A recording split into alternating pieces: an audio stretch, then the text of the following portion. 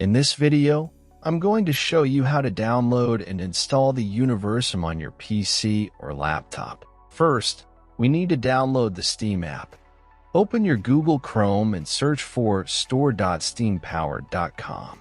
Link in description. Click on the Install Steam button on this page. Once you've done that, at the top right corner of your screen, click on the .exe file and open it. Complete the installation, and once finished, open your Steam app.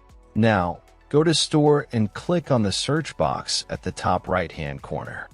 Search for the Universim to download the game. If game is not showing up, check out video in description. Else in drop-down menu, click on the Universim. Then scroll down until you see Added to the Cart button.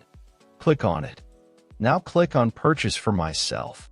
Set up your payment method, and you're good to go. After completing the purchase, go to your library.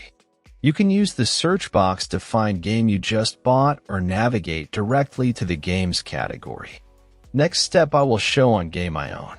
First, click on the game you want to play. Now click Install. Complete installation process. When installation completed, click to play, and that's all.